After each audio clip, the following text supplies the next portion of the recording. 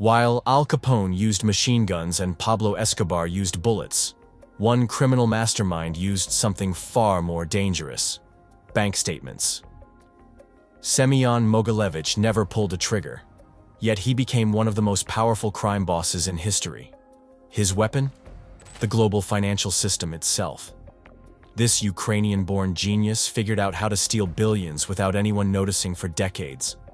He turned legitimate banks into his personal money laundering empire and made traditional law enforcement look helpless.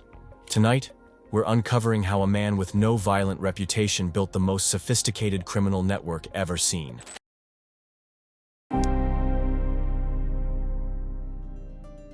Most crime bosses start with violence. Mogilevich started with a calculator and an economics degree from Lviv University. Born in 1946 in Soviet Ukraine, Semion Mogilevich looked nothing like the gangsters who would later fear his name. He was short, heavy-set, and wore thick glasses. His classmates at university saw him hunched over economic textbooks, not planning heists. Mogilevich graduated with honors in 1968. His professors expected him to become a government economist or bank manager. Instead, he discovered that his mathematical mind could solve problems the Soviet system never intended. While studying currency exchange rates and international banking regulations, he spotted gaps that traditional criminals missed entirely. They robbed stores for hundreds of rubles. He saw ways to steal millions without anyone noticing. The Soviet authorities noticed him anyway. In 1973, they arrested him for currency speculation and fraud. The charges were minor by his later standards, but they changed everything. After serving his sentence, Mogilevich applied to emigrate to Israel. Soviet officials approved his application immediately. They wanted him gone. Tel Aviv in the 1970s gave Mogilevich his real education in crime. The city overflowed with Soviet immigrants, many carrying valuable possessions they needed to convert to cash. Mogilevich started small, with antique smuggling. He bought religious artifacts and artwork from desperate families, then sold them to European collectors at massive profits. The operation taught him his first crucial lesson about financial crime. Documentation mattered more than intimidation. While other criminals threatened their victims, Mogilevich created fake provenance certificates for stolen artwork. He forged customs documents and insurance appraisals with mathematical precision. Investigators found authentic-looking paperwork that supported every transaction. The paper trail led nowhere, because Mogilevich controlled every document from beginning to end. His insurance fraud schemes refined this approach further. Mogilevich would purchase expensive items, insure them heavily, then arrange for their mysterious disappearance. The insurance companies paid out millions because his documentation was flawless. Claims investigators found properly filed police reports, verified purchase receipts, and credible witness statements. They never realized Mogilevich had created the entire paper trail himself. These early crimes revealed something that street gangsters never understood. The modern financial system operated on trust and documentation. Banks, insurance companies, and government agencies processed thousands of transactions daily. They relied on paperwork to verify legitimacy. If someone could manufacture convincing documents, they could manipulate the entire system. In 1990, Mogilevich moved his operations to Hungary. Budapest was perfect for his expanding ambitions. The city sat at the crossroads between Western Europe and the collapsing Soviet bloc. Hungarian banks were modernizing rapidly, but lacked sophisticated fraud detection systems. More importantly, Hungary's new democratic government was eager to attract foreign investment and asked few questions about money sources. The Soviet Union's collapse in 1991 created unprecedented opportunities. Billions of dollars in state assets were being privatized across Eastern Europe. Former communist officials were desperate to move their wealth to Western banks before new governments seized it. Mogilevich positioned himself as the bridge between these corrupt officials and legitimate financial institutions. He established a network of shell companies across Hungary, Austria, and Switzerland. Each company had authentic legal documentation, registered addresses, and apparent business purposes. Bank officials saw normal corporate clients making routine transactions. They never realized these companies existed solely to launder stolen Soviet assets. Law enforcement agencies initially dismissed Mogilevich as a typical white-collar criminal. They saw someone who filed false insurance claims and smuggled antiques. FBI and Interpol files from the early 1990s classify him as a financial fraudster, not a major organized crime figure. Investigators assumed his crimes were limited in scope because they involved paperwork rather than violence. This assessment proved catastrophically wrong. While authorities focused on traditional organized crime groups, Mogilevich was building something entirely different. His economics background gave him insights into international banking that experienced investigators lacked. He understood correspondent banking relationships, wire transfer protocols, and regulatory gaps between countries. His academic training in monetary theory and international finance became his greatest weapon. Mogilevich could predict how money would move through the global banking system before regulators even noticed a transaction. By 1995, this former economics student had created a financial criminal network spanning 4 continents. But turning banks into weapons required more than just education. It required a specific type of genius.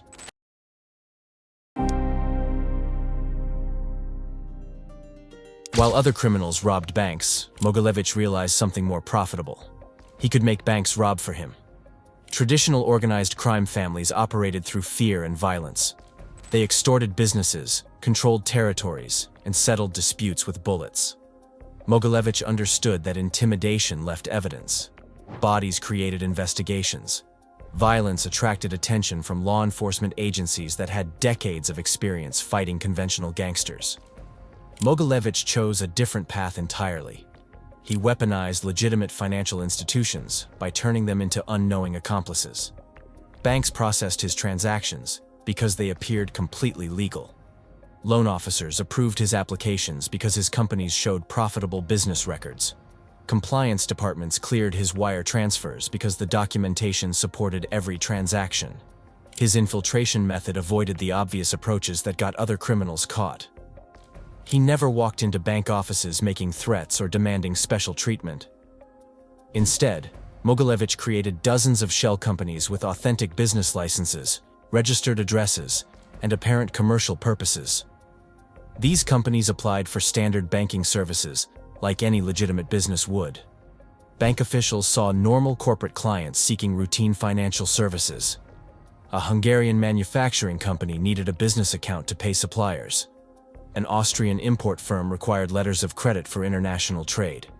A Swiss consulting group wanted investment management services for client funds. Each company provided proper documentation and maintained professional relationships with bank staff. The 1990s banking environment made Mogilevich's infiltration strategy particularly effective. International banking communication systems were primitive compared to modern standards. Banks relied on telephone calls, fax machines, and paper documents to verify transactions with foreign institutions. Real-time fraud detection systems did not exist. Compliance departments manually reviewed suspicious activity reports weeks after transactions occurred. Mogilevich exploited these communication gaps systematically. He structured transactions to move money between banks in different countries before anyone could coordinate a response. A wire transfer from Hungary to Austria might trigger questions from Hungarian regulators. But by the time they contacted Austrian authorities, the money had already moved to Switzerland, then Cyprus, then back to Hungary through a different route. His technique of layering legitimate business activities with criminal transactions made detection nearly impossible. Mogilevich would establish genuine business relationships first. His companies would conduct normal commercial transactions for months or years, building trust with bank officials. Customer service representatives knew his account managers personally. They processed routine payments for office rent, employee salaries, and supplier invoices. Once these legitimate relationships were established, Mogilevich began mixing criminal proceeds with normal business income. Stolen money entered his system through hundreds of small transactions that appeared to be customer payments or investment returns. The funds were immediately distributed across multiple accounts and jurisdictions, making the original source impossible to trace. Correspondent banking relationships became his most powerful tool for moving money across borders without triggering alerts. Large banks maintain accounts with smaller banks in foreign countries to facilitate international transactions. These relationships operate on trust and established protocols. When Bank A receives a wire transfer request for Bank B, they process it automatically if the paperwork is correct. Mogilevich understood that correspondent banks rarely communicated directly about routine transactions. He could move millions of dollars through these relationships by structuring transfers to appear normal. A Hungarian bank would send money to its correspondent in New York, which would forward it to another correspondent in Switzerland. Each bank saw only its portion of the transaction and had no reason to question the transfer. Traditional law enforcement tactics proved useless against these methods. Investigators could arrest drug dealers, raid gang headquarters, and seize physical assets. But they could not arrest wire transfers or interrogate computer systems. Mogilevich's crimes existed entirely in the digital realm of international banking. By the time investigators discovered suspicious transactions, the money had vanished into his global network. The Bank of New York became his most significant institutional victim. Between 1996 and 1999, Mogilevich's network moved over $7 billion through accounts at the bank's Eastern European division. Bank compliance officers approved these transfers because they appeared to represent legitimate business transactions between established corporate clients. Several Eastern European banks also fell under his influence during this period. These institutions were particularly vulnerable because they were modernizing rapidly while lacking sophisticated fraud detection capabilities.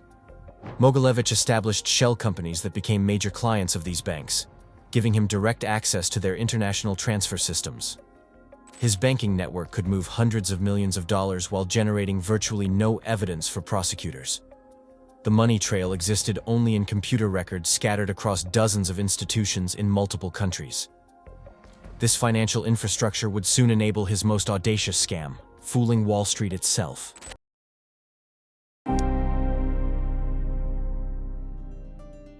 In 1997, a Ukrainian magnet company became one of the hottest stocks on Wall Street. There was just one problem. The magnets didn't exist. YBM Magnex International claimed to be Eastern Europe's largest industrial magnet manufacturer. American investors couldn't get enough of the company's shares. The stock price soared from $8 to $27 in just 18 months. Wall Street analysts praised YBM Magnex as the perfect emerging market investment opportunity. Semion Mogilevich had created this fake industrial empire from his office in Budapest. He understood that American investors were hungry for exposure to post-Soviet markets, but had no way to verify business claims made thousands of miles away. YBM Magnex existed only on paper, but Mogilevich made that paper look incredibly convincing. The deception began with manufactured financial records that showed steady revenue growth and expanding profit margins. Mogilevich hired legitimate accounting firms to audit these false numbers. The accountants found properly documented sales contracts, shipping receipts, and customer payment records. They had no reason to suspect that every document was fabricated.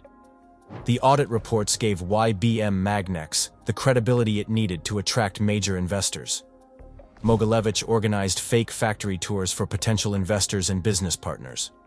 He rented industrial facilities in Ukraine and filled them with borrowed equipment during scheduled visits. American executives toured what appeared to be a thriving manufacturing operation with hundreds of workers producing industrial magnets for export. The visitors saw active production lines, quality control departments, and shipping facilities packed with finished products. These tours were elaborate theatrical productions. Mogilevich hired temporary workers to operate machinery that produced nothing of value. He borrowed magnet inventory from legitimate manufacturers to fill warehouse shelves during investor visits. The fake employees had scripted answers about production capacity, customer orders, and expansion plans. American visitors left Ukraine convinced they had discovered an undervalued industrial gem. Phony business partnerships added another layer of credibility to the fraud. Mogilevich created shell companies across Europe that claimed to be major YBM Magnex customers.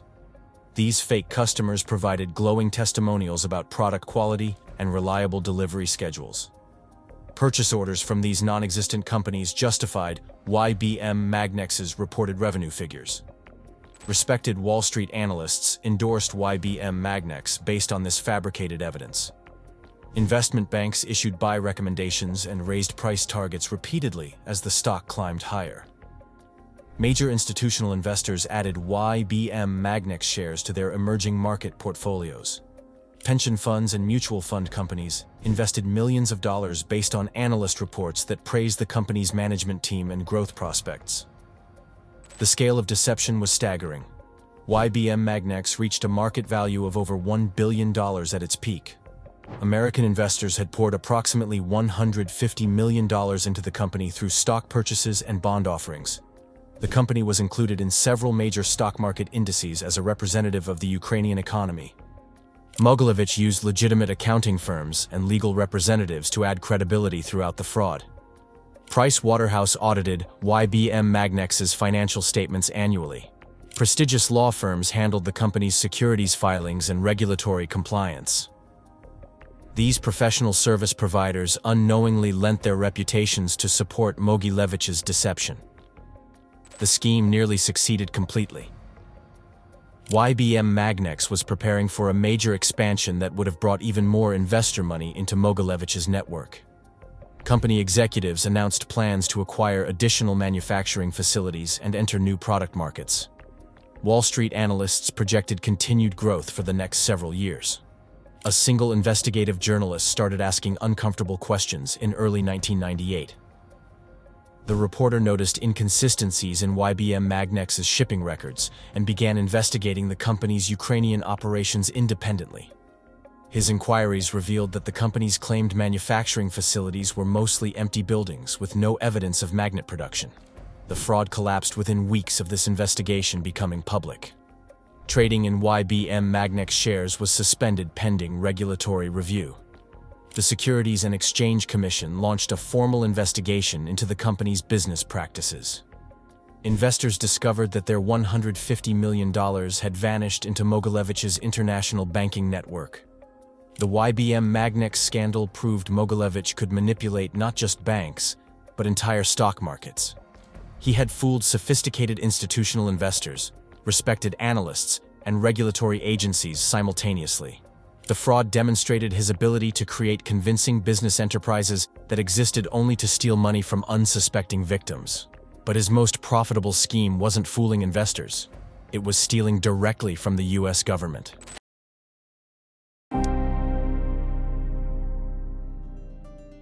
Most tax evaders try to avoid paying taxes. Mogilevich figured out how to steal taxes that other people had already paid. The U.S. federal fuel tax system operated on trust between distributors and government agencies. Fuel companies collected taxes from customers at gas stations, then forwarded those payments to the Internal Revenue Service. Mogilevich discovered that this system had a fatal weakness. The government had no reliable way to track fuel as it moved between different companies before reaching consumers. His fuel tax scam exploited gaps in federal oversight that had existed for decades. The scheme required creating networks of shell companies that appeared to be legitimate fuel distributors. Each company obtained proper licensing from state and federal agencies. They registered business addresses, hired minimal staff, and maintained basic operations that satisfied regulatory requirements. Government inspectors saw normal fuel distribution companies conducting routine business transactions. Mogilevich structured these shell companies in specific sequences that manipulated tax obligations. Company A would purchase fuel without paying federal excise taxes by claiming it was for export or industrial use. Company B would then purchase the same fuel from Company A and sell it to Company C. This process continued through multiple companies, with each transaction documented properly on paper. The fuel would be sold and resold dozens of times before reaching actual retail distributors. The critical element was that tax liability shifted between companies with each sale. Federal regulations allowed certain fuel transactions to occur without immediate tax payment if the buyer assumed responsibility for future tax obligations. Mogilevich exploited this system by ensuring that the company ultimately responsible for paying taxes was a shell entity with no real assets. When tax bills came due, these companies simply disappeared. Legitimate fuel distributors unknowingly participated in the fraud throughout the supply chain. These established businesses had no reason to suspect their suppliers were part of an elaborate tax evasion scheme. They received proper documentation for each fuel purchase and paid agreed-upon prices that included appropriate tax amounts. The legitimate distributors assumed their suppliers were handling tax payments correctly. The operation's complexity made detection nearly impossible for federal investigators. Fuel would exist physically at legitimate storage facilities while ownership changed hands multiple times on paper. A single shipment might be sold between 8 different companies before reaching gas stations. Each sale generated authentic purchase orders, invoices, and payment records that supported the transaction's legitimacy. Mogilevich used his established banking network to immediately move stolen tax money out of U.S. jurisdiction. The shell companies would collect tax payments from legitimate buyers, then wire the funds to foreign accounts within hours. By the time the IRS discovered missing tax payments, the money had already moved through multiple international banks and vanished into his global financial network. Federal investigators struggled to understand the scheme, even after discovering clear evidence of tax fraud. The operation involved hundreds of shell companies across multiple states, each with authentic business documentation and apparently legitimate operations. Investigators found proper corporate filings, business licenses, and banking relationships that supported each company's existence. The paper trail was so complex that government attorneys needed months to map the basic structure. The fuel tax fraud operated for nearly 5 years before authorities fully understood its scope. During this period, Mogilevich's network systematically drained tax revenue from legitimate fuel sales across the United States. The scheme affected fuel prices in multiple states as legitimate distributors competed with suppliers who had unfair cost advantages from avoiding tax payments. Criminal investigators eventually estimated that Mogilevich stole over $400 million in federal fuel taxes through this single operation. The actual amount may have been significantly higher, because many shell companies destroyed their records before authorities could examine them. The scheme represented one of the largest tax frauds in U.S. history, yet it operated almost entirely through legitimate business transactions. The fuel tax scam demonstrated how Mogilevich had turned the U.S. government into an unwitting victim of his financial crimes. He exploited regulatory gaps that government agencies never realized existed. Federal tax collection systems designed to process millions of routine transactions could not detect sophisticated manipulation by someone who understood their weaknesses completely. These individual schemes were impressive, but they were just pieces of something much larger and more dangerous. Semion Mogilevich created the blueprint that modern financial criminals still follow today. His methods of infiltrating banks, manipulating documentation, and exploiting regulatory gaps became standard practices for organized crime groups worldwide. The techniques he pioneered in the 1990s now appear in cybercrime operations, cryptocurrency fraud, and international money laundering schemes across every continent. He remains free because he proves something terrifying about the digital age. The most dangerous criminals never need to leave their offices. They operate through computer screens and wire transfers, making traditional law enforcement methods obsolete. Don't forget to like the video and subscribe to discover more about the biggest criminals in herdery. Thanks for watching.